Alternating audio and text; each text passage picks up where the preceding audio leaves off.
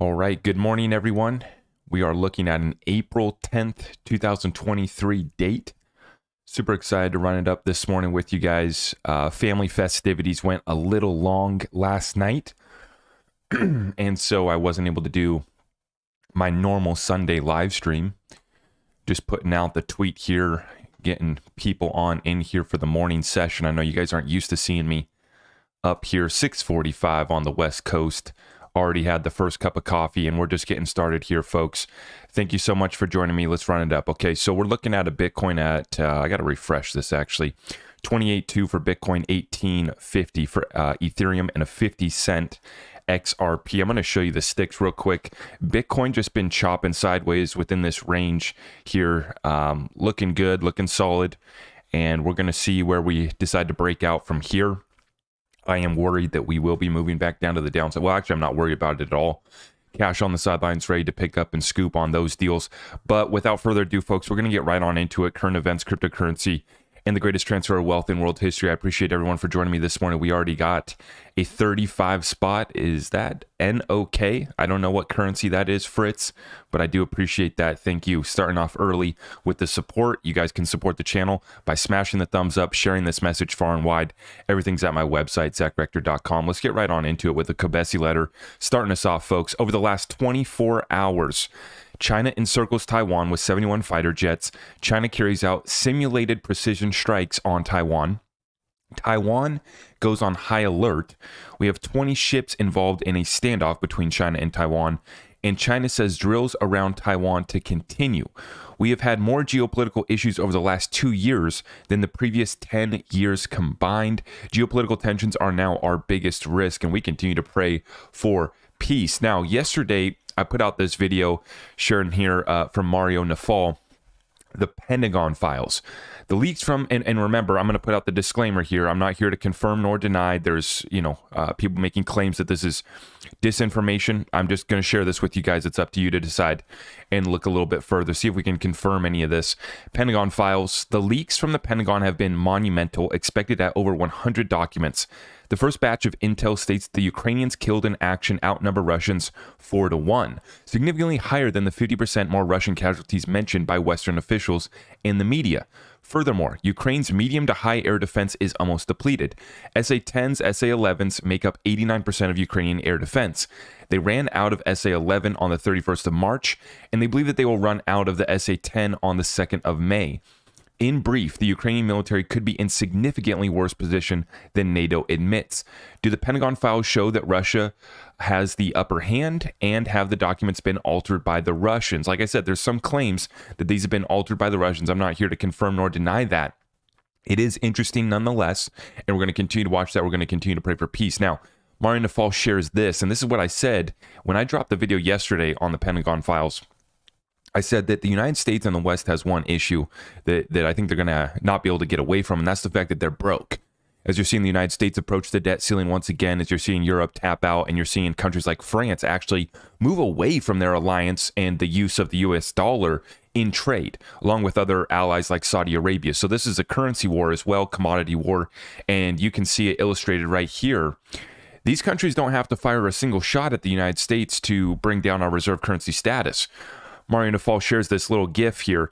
Watch this for 10 seconds and tell me if you still think China is far behind the US. Now, this is trade time lapse, USA versus China.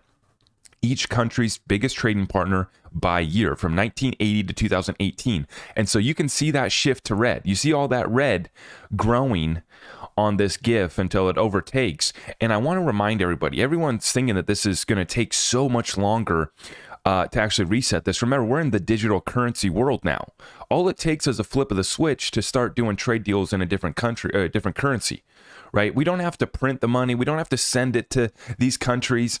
No, it's a press of a button. It's a flip of the switch. This is the digital economy, right? So, folks, if they are already doing the trade, right, with China, with these other countries, what's stopping them from using their native currencies, right? They don't have to use the US dollar anymore.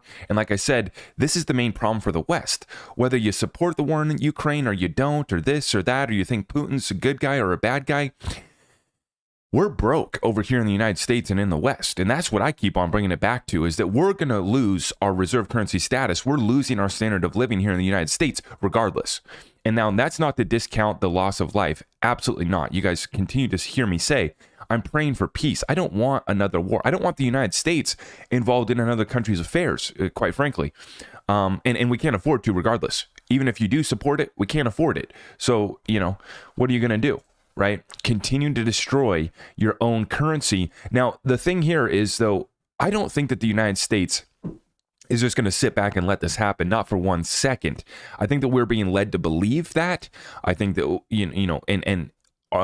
things like this prove this point that they have been preparing for this moment in time. They have been preparing for currency wars. This is actually called digital currency wars, and this is shared by Digital Asset Investor, and he's making the same point here. Digital currency wars, a national security crisis simulation. Streamed at Harvard 3 years ago, we're supposed to believe that the U.S. is just helplessly watching the BRICS destroy the dollar. If they were wargaming this publicly 3 years ago, what were they planning for decades before in secret? Digital currencies didn't just happen, folks. What's interesting is you got Gary Gensler, now the head of the SEC, involved in this simulation as well, right? So the United States has been preparing for this for a long time coming, and I just continue to reiterate that, the West, particularly the United States, all we have to trade now is our culture and a fiat funny money dollar that nobody wants. That's the problem for the United States. Right. Now, let's continue on here, folks. Kobesi letter, key events this week. Let's watch this closely, guys. We're going to get the March CPI lie inflation data on Wednesday, Fed minutes on Wednesday, and that's going to be the minutes from their last meeting, I believe. And then we're going to get the March PPI producer price inflation data on Thursday, consumer sentiment data on Friday with retail sales data on Friday. 4 Fed speakers this week. This week determines what the Fed does next. Another big week coming up, folks. Let's watch it closely. Now, Ben Rickert says this: every debt crisis throughout history ends in a market crisis, which ends in a currency crisis, which then leads to social unrest. And at the end, ultimately, it leads to extreme control from the political left or right. Extreme centralization, Marxism.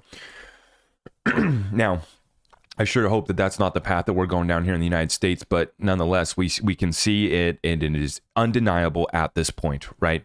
Market crisis, currency crisis, and you're seeing the unrest. And stay peaceful out there, folks. Stay safe out there. Once again, Wall Street silver.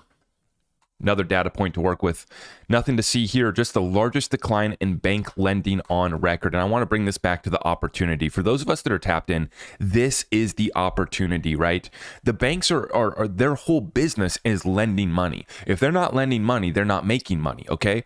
So right now is our opportunity. If you can find deals, if you can structure deals, if you can find a deal where cash flow covers debt service, these bankers are about to be begging you to create a loan, right? They need us, okay? And this all just works into our favor, all this chaos for those of us that are tapped in. But you continue to see they are moving to control you. France has made it illegal to pay over 1,000 euros in cash. Now, we've been warning about this, right?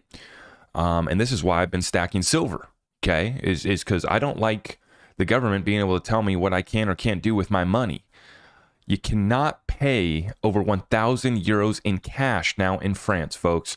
And this is why we've been stacking precious metals. If you need the precious metals, I don't have any other precious metals data points for you guys tonight. But you guys see, this for me is why I've been stacking the precious metals. The gains are going to be sick. I'm looking forward to the gains, bro. Most importantly, I like having offline assets. I can barter with this thing, whether the bank app is working, whether the internet is down, doesn't matter. I can transact with this, right? And you're seeing that the price is moving, right? This used to be $20 an ounce. Now you're seeing $25, and good luck trying to buy 1 ounce for less than $30 after the premiums are starting to go up and the vaults are getting drained. Your time is running out to even be able to get these metals. 200 million ounce deficit last year, and the numbers are stacking up for this year again. Now, right on into the cryptocurrency update, and I got some big ones here for you guys to cut through all the FUD, all the nonsense, all the BS. We've had too much time in a bear market, too much infighting. Don't confuse the facts. Let's get right to it. Okay, Mr. Mann shares this one from the UK Parliament. Quote, a public-private approach is needed to ensure maximum utility of any CBDC issued.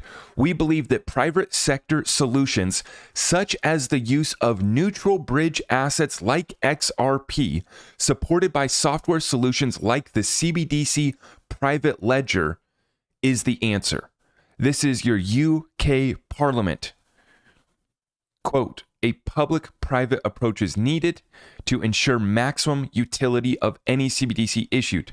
We believe that private sector solutions, such as the use of a, folks, neutral bridge asset like XRP, supported by software solutions like the CBDC private ledger. But wait, right? I thought that the private ledger doesn't use the XRP ledger, right? Now, this has been a very confusing thing. Now we kind of have a better understanding of it, right? That they did fork the XRP ledger to create the private central bank digital currency ledger, right? Now remember, that is not for all banks. That is just for CBDCs. That is just for central banks. So partners like Bank of America aren't going to be using this, at least from what we know so far, right? Okay, this is only for central banks. But once again, you come back and you see the UK Parliament right here. They're talking about how regardless of that private ledger, we still need the public-private approach, and we still need what? A neutral bridge asset like XRP. So don't forget that, folks. Just because Ripple took the XRP ledger, forked it to make a private version for central banks, does not take away for the need for a neutral bridge asset like XRP. In fact, I argue that all of the countries going to CBDCs only increases the need for that neutral bridge asset like XRP. Okay. Now, don't confuse the facts, folks. Does RippleNet use ODL XRP? I thought that we'd clarified this. I see folks getting confused about it again this weekend. So we do what we do best. We come in and we provide the clarity for you guys. Stated by Brad at the WEF, confirmed by Neil, industry-leading transparency is what always impressed me about Ripple, and I am retweeting Neil Hartner, and he is responding to this clown guy who says, good night to all the folks who still think RippleNet uses XRP, because he pulls a clip of a former employee in Matt Hamilton who does not know the full truth and extent of what's all taking place at Ripple, not by any stretch. He understands the XRPL. He is a good developer. He is a very smart guy, but he incorrectly states that, and you know, here's the thing, folks. I don't want to take a clip out of context. RippleNet does not mean that you have to use XRP, right? But now we have it confirmed. Neil Hartner responds, indirectly yes, directly no. I don't know how much the distinction matters anymore when over half the payments on RippleNet will end up using XRP via ODL. And so you go back to my tweet, I said, stated by Brad at World Economic Forum, that 60%, Brad Garlinghouse at the World Economic Forum said that 60% of RippleNet transactions are now going through ODL, which is XRP. And now there's so much confusion still. Remember, they got rid of all the products, Xcurrent, Xvia, and they kind of just all merged in. You basically have RippleNet, which does not use XRP, and then you have on-demand liquidity, which does use XRP. Now, Brad, now Neil, they're saying that over half of the transactions are now on ODL XRP. So don't get it twisted. Don't confuse the facts. And be careful listening to these Twitter talking heads, folks. Now, I posed a question here. And I actually got David Schwartz down in the comments below on this thread. I could not believe it last night. And a true moment. We have finally made it. We had David Schwartz in the comments. Let's check it out, folks. And I still yet to really get too many good answers to this question. I posed this to the XRP Ledger community. Do XRPL tokens back XRP? Now, we got to consider the definition of backed used as a verb is the following: give financial, material, or moral support to. So even if an XRP Ledger token is giving moral support to XRP, in a sense, that is backing, technically by the definition, because everybody wants to get all technical on us, right? Give financial, material, or moral support to XRP. So I asked the question, do XRP Ledger tokens back XRP? Now, of course, we get Ripple, it in response. He says they don't back XRP. They are in direct competition to XRP. The single benefit they give to XRP is that they have to use XRP for fees, which are negligible. Both XRP and the XRPL token are after the same thing, your dollar. That is an extreme position. And sure enough, David Schwartz comes in and clarifies. I don't think that's quite the only benefit.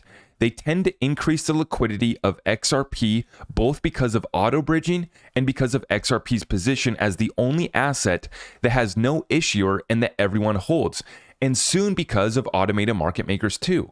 And so remember, guys, every time someone is issuing an XRP Ledger token and somebody wants to access that, they have to open up an XRP wallet, which now the minimum is 10 XRP. So that's another 10 XRP that gets parked that is out of the circulating supply. To open up the trust line, you have to spend 2 XRP. So every wallet created, that's 10 XRP. Every trust line created, that's 2 XRP. So that's further reducing the supply, the circulating supply of XRP with every XRP Ledger token. And like David is saying, it only increases the liquidity of XRP as well. Now, I had to sit down here because I wanted to respond to David, and I came up with a follow-up question. I said, now, what about a commodity that is represented by an XRPL token? A commodity that is represented by an XRPL token. Is it fair to say that commodity indirectly or directly backs XRP? Essentially, XRP is backed by any and all forms of value on the XRP ledger. Now, David Schwartz must have went to sleep last night. I posted that about 9 o'clock because I did not get a response from David, unfortunately. Okay, so David, if you see this, I would love a follow-up on that, because this is where a clip that I had posted got taken out of context and shared over the weekend, and people call me a scammer because they took a clip where I said that gold is already backing XRP in a sense, and they just shared that 4-second clip, even though it was part of a 60-second clip where I was explaining how gold is already tokenized on the XRP ledger. There are tokens that are supposed to represent gold on the XRP ledger. Now, that gold, whether it exists or not, I can't confirm nor deny, but let's just run and assume that it does. There is gold there that does back the token, and these XRP ledger tokens indirectly or directly back XRP. So essentially, we have every form of value. XRP is backed by any and all forms of value on the XRP ledger. That's how I look at it. I was hoping to get a response from David. I didn't get one yet. But does that not make sense, right? Anything of value that's put onto the ledger backs the native currency that you need to use to transact on that ledger. I like to keep it simple. I'm hoping that maybe David will see that and we can get a response. But nonetheless, over the weekend, everybody's going back and forth with this and that. And I had to go back and I pulled up some oldies, but some goodies. Let me take a sip of coffee and I'll share these ones with you guys.